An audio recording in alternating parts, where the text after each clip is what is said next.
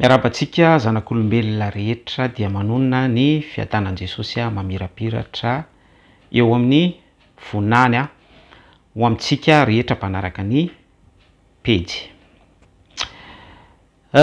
Taorian'ny publication izay nataontsika ny amin'ny fanaovana analizy ny resaka rainay izay an-danitra dia nisy réaction. Ary tao anatin'ny réaction izay noentin'ny namantsika ihany matérialiste Monsieur Anthony Critique dia nisy passage anankiray izay tiako hitondrana fanazavana tsotra sy fampahafantarana amintsika dia ny resaka hoe minomino fahatany.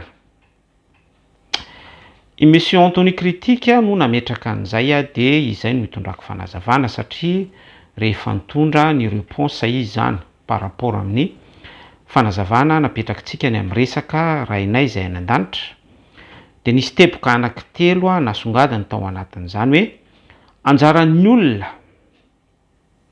izay milaza azy fa mino izy no mana-porofo araka ny Hébreu 1:1 samboriny zany hoe isika izay mpino isika izay mino dia mila mana-porofo ilay zavatra tsy hitantsika mba hinondry zareo.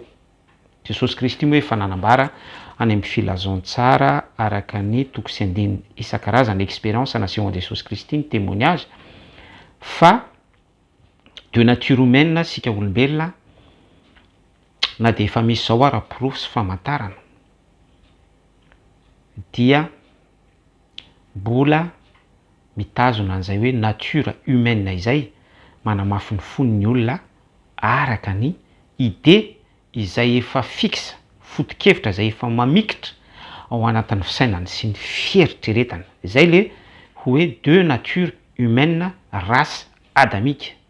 Izay le resaka race adamique izay dia manisy fotoantsika nizaran'izany sy nampahafantatra an'izany tsotra teto amin'ny tambajotra. Ny ao ambadik'izay dia ilay sémence na bible ava ota nolofaitsika tamin'ny menarana rehefa lavo i Adama sy Eva dia io no mahatonga antsika mahatonga ny olona ho deux nature humaine selon an'ilay petrakevitra napetraka teo hoe race adamika mpanota na dia efa misy porofo izao ara dia no ilay hevitra no ilay sémence na bible ava ao anaty dia tonga mitady porofo ambonin'ny porofo foana ary tonga te hana porofo an'Andriamanitra mihitsy hatrany izay ilay mahataranaky ny menarana antsika mahataranaky ny menarana ny olona tahaka ireny izay tsy nanolo tena ho an'i Jesosy Kristy tsy manana n'ilay sémence na finoana nazavaitsika farany teo olona manamarina ny Jaona 9:7 fehin'izay nambarantsika rehetra izay hoe taranaky ny devoly rainareo. Dia hoy izy hoe anjaran'ny olona no milaza sy mana-porofo fa tsy ny olona izay tsy mino no hana-porofo ny ao anatin'ny tontolo izay inony izay mino. Efa nazavaitsika fa ngamba tsy azo ny Monsieur Anthony Critique eo ihany le hoe tsy azo fa ny tena marina ihany koa dia zava-panaly izy dia misy an'ilay voile manarona ary tsy maintsy manana an'ilay sémence na finoana tsy maintsy manana an'ilay portion Esprit Saint roaka ilay tafasaraka tamintsika fofinaina mahavelona tao amin'ny sahany tena rehefa nanota tsy maintsy manana an'io isika sy ny fanampin'izany hatrany ara-baiboly izay vao afaka mahita porofo ao anatin'ny tontolo celestialy izay tsy afaka porofoin'ny siansa, tsy afaka proveny amin'ny formule, tsy afaka lanjaina sy faritana ary omena hadiry refy tahaka ny atome sy ny karazan-tsinga be da be isan-karazany toy ny hoe sela sy ny zavatra ohatran'izany. Fa io ilay naizavaintsika tamin'ny video farany teo hoe manana n'ilay semence na finoana ianao mpino satria ianao efa racheté, dia Andriamanitra ilay tompon'ilay semence na finoana, izy no mana-pirofo aminao. Iny tsy azony monsieur Anthony Critique, fa tsy hoe izaho izay mpino manana ny semence na finoana, izay tsy tompon'ilay semence na finoana, fa manana n'ilay semence na finoana mitoetra ato anatiko. Misy poids be zany zavatra resantsika izany tokony ho azon'ny esprit critique rehetra. Averiko tsara hoe tsy izaho mpino izay manana ny semence na finoana avy amin'Andriamanitra tsy toy Yahweh Elohim no hana-pirofo amin'ny matérialiste ny tontolony vie de l'au-delà, vie éternelle, fiainana mandrakizay sy ny tontolo célestial rehetra. Fa mila ireo esprit critique rehetra ireo manana ny semence finoana, mila tonga mpino ireo olona tsy mpino rehetra ireo dia amin'izay fotoana izay Andriamanitra tsy toa no mana-pirofo ho an'ireny olona ireny fa tsy izaho izay tsy propriétairen'ny finoana no hana-pirofo amin'ireny olona tsy mpino ireny. Témoignage, fizarana, partage tahaka an'izao ataoko zao fotsiny ihany no ataoko. Mazava iny tsy azony esprit critique mantsy ilay zavatra nazavaintsika farany teo dia noverenantsika namafisina ny fanazavana. Ny teboka faharoa ihany koa dia hoy izy hoe manao inversion de la charge de preuve. Ny tenako hoy izy resaka malhonnêteté intellectuelle, hoy izy izay inversion de la charge de preuve izay. Tsy fantatro hoe inona ny mahatonga anazy mitondra mametraka an'izay jugement izay. Amiko le izy tsy inversion de charge de preuve fa ilay lohahevitra nataony topika hoe rainay izay ny an-danitra, ny ao an-danitra nefa hoy izy satellite, univers, planeta, zavatra ohatran'izany. Iny no notsindriko sy nazavaiko taminy hoe raha izay ary le hoe rainay izay ny an-danitra aminareo matérialiste, donc zany ny rainareo izay ao an-danitra dia satellite sy tontolon'ny univers, karazana planeta, zavatra be da be ohatran'ireny viravirain'ny siantifika sy ny mpanambola.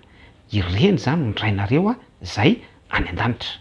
Ny ainga tamin'ilay topika napetrany zany no nitondrako fanazavana, ka tsy fantatro hoe aiza ho aiza amin'izay ilay inversion de la charge de preuve, malhonnêteté intellectuelle.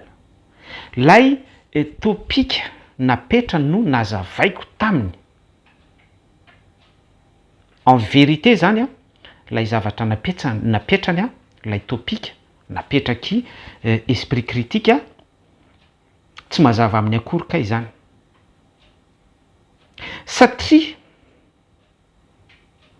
maika be fotsiny izy amin'ilay critique hoe raha olona tany aloha tany ozy izy no menomeno foana ny vavaka nampianarin'ny tompo dia tsy omena tsiny fa raha amin'izao 21e siècle izao dia vendrana.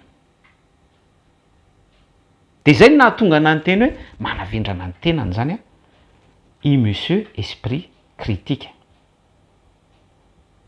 Donc zany tsy haiko hoe aiza ny fipetrak'ilay malhonnêteté intellectuelle.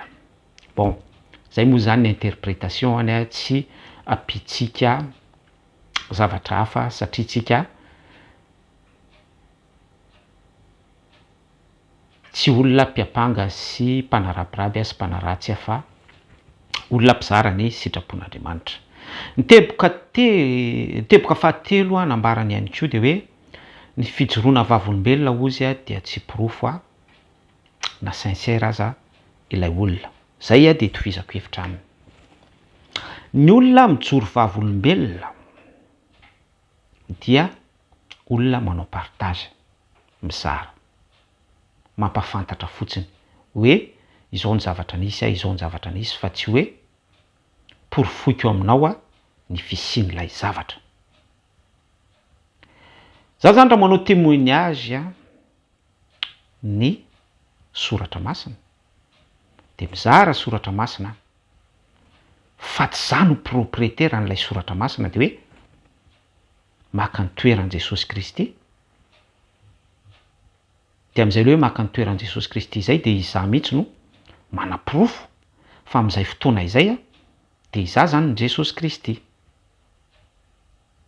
Ary eto dia mitovy hevitra amin'ny Monsieur Anthony Critique hoe ny fijoroana vavolombelona dia tsy pirofo na sincère aza. Ary rajouteko kely ary hoe ny fijoroana vavolombelona dia tsy antoka fiainana mandrakizay. Ny fijoroana vavolombelona ohatran'ny hoe fahagagana sy ny miracle, ny resaka prospérité, fitahiana, tsy antoka fiainana mandrakizay ireny. Fankatsao aloha ny fanjakan'Andriamanitra sy ny fahamarinana dia manampy anao izany rehetra izany. Izany hoe manaraka ao anatin'ny antsoina hoe fanompoana miorina eo ambonin'ny finoana ny resaka témoignage. Manao partage tsotra fotsiny ny tenako amin'ny maha pino a. Ity resaka finoana ity efa nambarantsika Hebreo 12:1 dia hoe fatokiana ny amin'ny zavatra antenaina, fanehoana ny amin'ny zavatra tsy hita. Ilay hoe fatokiana ny amin'ny zavatra antenaina dia eto zany dia miteny amintsika rehetra hoe tsy misy tsy pino zany tompoko fa pino daholy na ireo matérialiste sy milaza azy ho athéiste rehetra ireo aza. Ho azavaiko izay.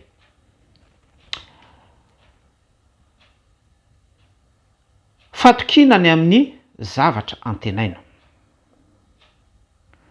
Raha ohatra misy olona anankiray matérialiste raisitsika ny mpanao tetezana anankiray ingénieur. Matoky izy ao anatin'ny teboka hoe manana fanantenana ao anatiny hatrany amin'ny résultat amin'ny maha visionnaire azy. Zay le hoe finoana aran'asa. Fa anamboatra tetezana izy. Dia noho ilay fatokisana miorina eo ambonin'ny fanantenana hoe tsy maintsy vita io tetezana io amin'ny maha ingénieur azy. Dia atosika ilay fatokisana izy sy ilay fanantenana hanangona akora ferraron, ny ciment, ny fasika, ny akora rehetra, ny main d'œuvre hatrany amin'ny hoe tetezana vita. Fanehoana ny zavatra tsy hita, zay ny tapany faharoa, dia ilay tetezana tsy nisy. Ilay tetezana tsy nisy asehony amin'ny résultat hoe io fa nisy ilay tetezana. Dia izay mihitsy ihany koa no définition tsara sy tokony ho voaray antsika milaza azy ho tsy pino rehetrarehetra hoe ianareo rehetra isika rehetra dia pino daholo fa tsy misy tsy pino zany. Ary ny finoana no manosika ny fanantenana hatrany amin'le hoe maneho ny zavatra tsy hita. Ireo a no mivondrana sy miara-miasa ary mahatonga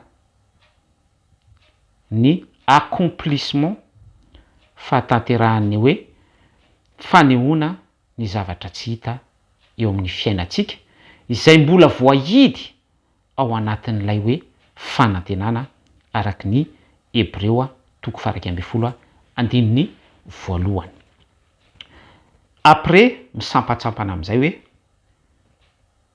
mino lay olona fa resaka vaisseau spatial no inony, mino lay olona fa resaka mamoana no inony, mikika migratte ticket ana loterie izy, finoana ny manosika azy ho amin'izay te anakarena izy.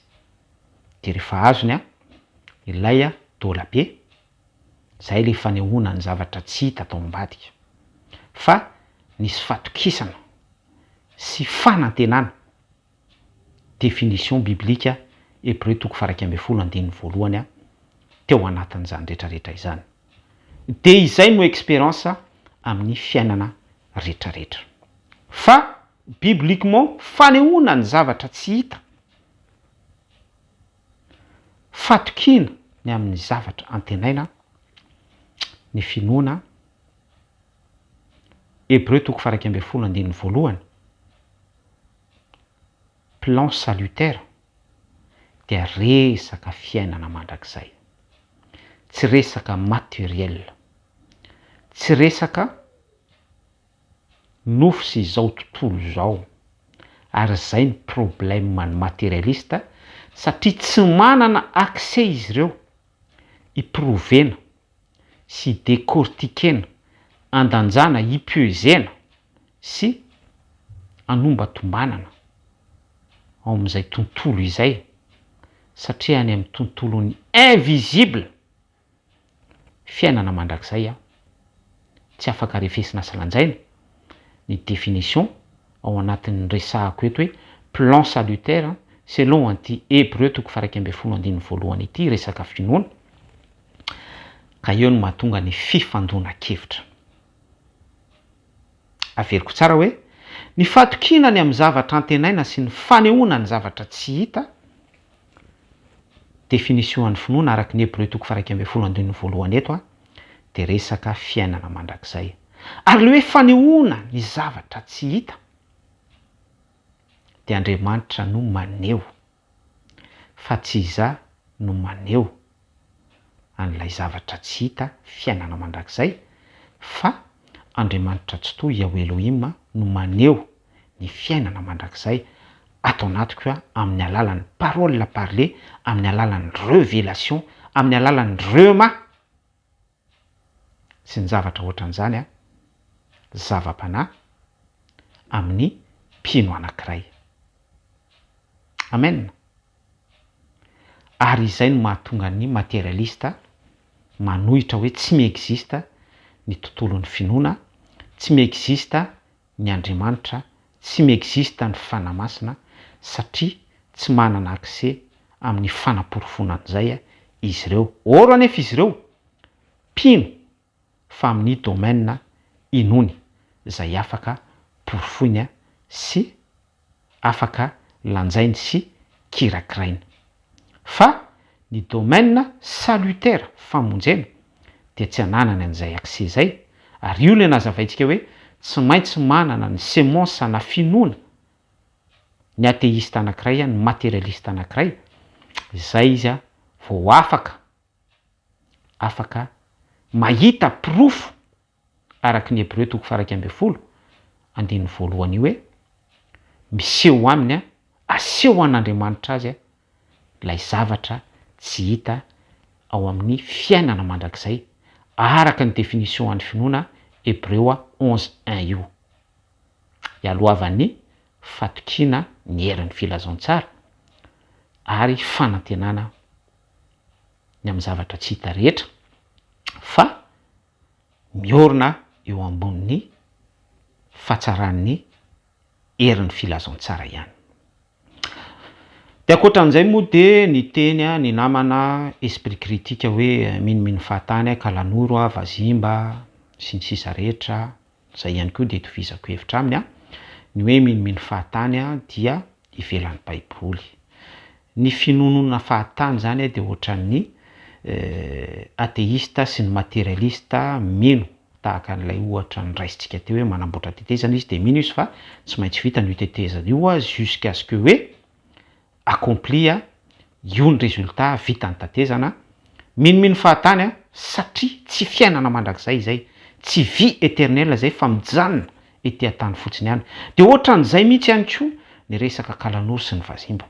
Imagineo hoe miniminy fahatany satria kalanoro tsy haiko hoe firy centimètre ny haavon'ny kalanoro anankiray miaraka amin'ny volo be, de ino no inonao zavatra hita maso kalanoro na hoe misy feo renao ambadika eo mikentsikentry nganganganganganganga feoana raneny, tahaka an'izany koa ny vazimba feoana radadatoa tsy fantatro, feoana zazavavin-drano sy ny zavatra ohatran'izany. Or anefa ianao possible hoe 1m80 na 2m10 de olona kely ohatran'iny firy centimètre no inonao, miniminy foana. Ohatraohatran'izany lay atao hoe miniminy foana. Donc zany tsara voarahintsika amin'izay esprit critique izay hoe ny miniminy fahatany rehefa ivelan'ny baiboly ivelan'ny herin'ny filazantsara, ivelan'ny fiainana mandrakizay dia miniminy fahatany izay. De ny akoatran'izay moa de ny teny ihany koa monsieur critique nitondrany lohahevitra ny amin'ny resaka Tomasy hoe ko satria ianao nahita de nino fa sambatra izay tsy mahita fa mino. Raha décortiquentsika izay de sarotsarotra no andraisan'ny materialista sy ny tsy mpino an'izay satria ny olona raha vao hoe materialista sy tsy mpino zay izy de misy an'ilay voile. Io voile io tsy maintsy mila déchirer aloha, manome préfiguration an Jesosy Kristy nanozongozona ny herin'ny lanitra zay hoe Elohim, Elohim, lama sabachthani, raiko nahoana de mahafoy ahy ianao, de nitritra ny lamba efitra tao amin'ny tempoly. Misy sens spirituel mafonja be zay. De tsy maintsy rovotra aloha io voile izay impénétrable io noho lay fifikirana n'ilay idéologie ateista, idéologie hoe tsy pino, ora nefa pino. De ny herin'ny filazantsara manaja ny safidin'ireny olona ireny araka izay idée fixe tehiriziny ao anatin'ny fisainany sy ny fieritreretany zay. Zay ny azo ambara fa manaraka indray tsika miresaka sujet hafa. Tainy Jesosy mamirapiratra eo amin'ny voninahiny. Veloma tompoko.